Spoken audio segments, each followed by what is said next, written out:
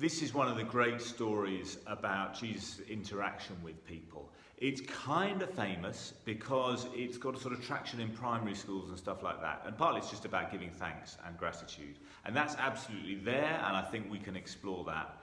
There's also something really interesting about unity and disunity and how wellness and sickness plays into that. So I think it's a fascinating thing to think about and read at a time of COVID. It's a passage about Jesus meeting 10 lepers, and in the next sort of 7 minutes I will read through the passage as we think about it, but if you want to find it, it's in Luke chapter 17. And it starts like this. On the way to Jerusalem, Jesus was passing along between Samaria and Galilee. And that's not just sort of a random geographic detail. There's something interesting in that detail, and it's this. Samaria was an area which was only half considered Jewish. There was all this querying about what status the Samaritans had.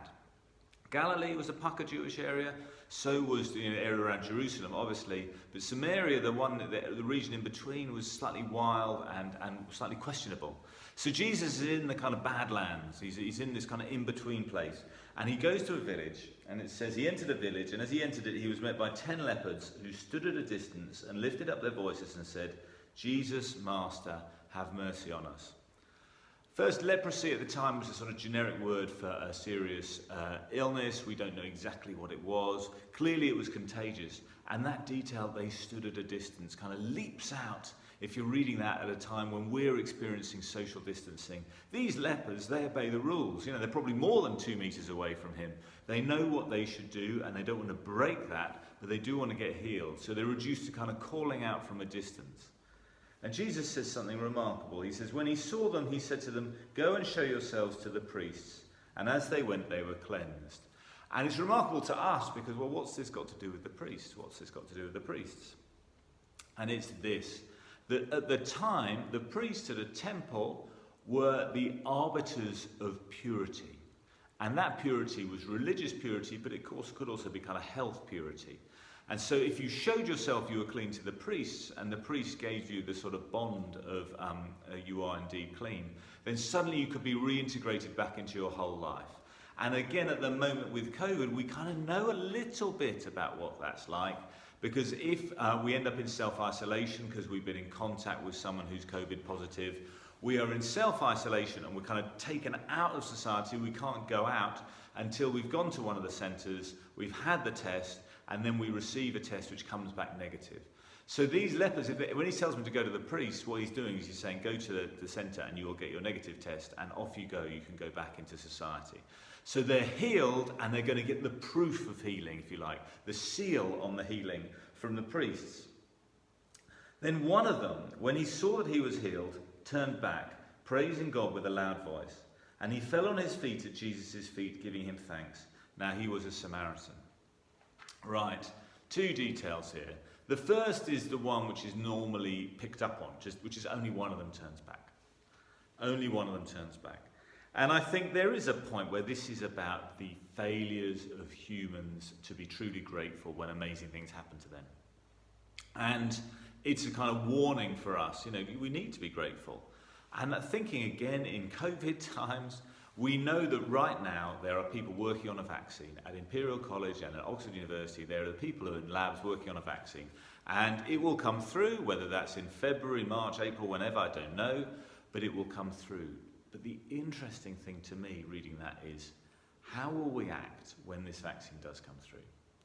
Will we be going to, on our knees to Imperial College and to Oxford University saying, "Thank you so much, you've given me our freedom back, I'm so grateful"?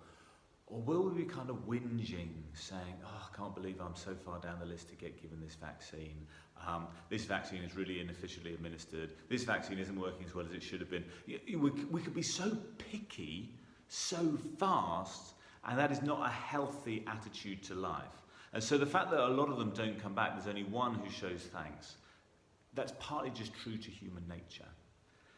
But it is interesting that it's a Samaritan who comes back, the guy from Samaria. And maybe this is not just an accident. The other 9, if they had kind of proper Jewish credentials, they could go off to the temple. And the priest would know that they were part of the flock he was dealing with, and he would sign them off as pure. But this Samaritan, his status is a bit equivocal.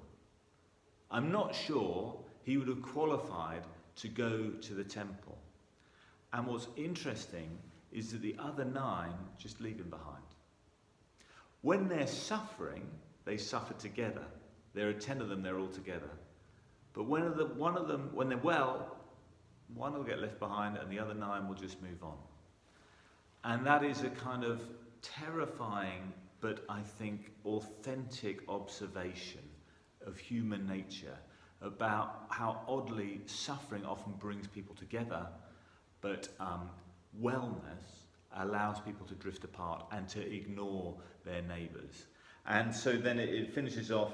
Now Jesus said, "Were not 10 cleansed? Where are the 9? Was no one found to return and give praise to God except this foreigner?" And he said to him, "Rise up and go on your way. Your faith has made you well." And this fits into a pattern of Jesus praising, whether it's Gentiles or people who aren't quite authentically Jewish, at the expense of the Jewish authorities who give him so much trouble. But also I think it exposes how we act at a point of injustice. And I think we can feel that particularly in this COVID time, because we remember what it was like 6 months ago when the full lockdown happened, and there was a tremendous togetherness because no one could go anywhere. We were all stuck. Rich, poor, big house, small house, fat, thin, old, young. Everyone was stuck. But now we're getting at a sort of point of wellness. Well, when it's going well, it's quite easy to forget about the people for whom it's not so well.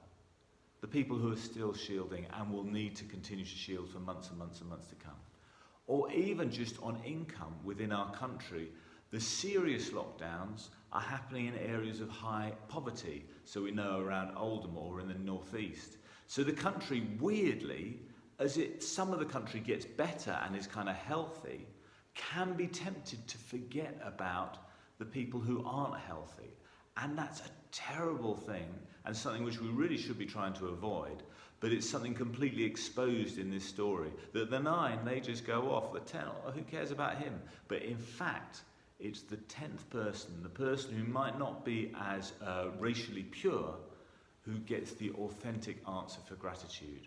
And that is so, this story of Jesus' life, yes, it's about gratitude, but it's also about how social divisions can be exacerbated by wellness, paradoxically, how suffering can bring us together. And it's almost like a warning shot about how we should act as we come out of COVID and how we mustn't forget the people who aren't quite as established socially.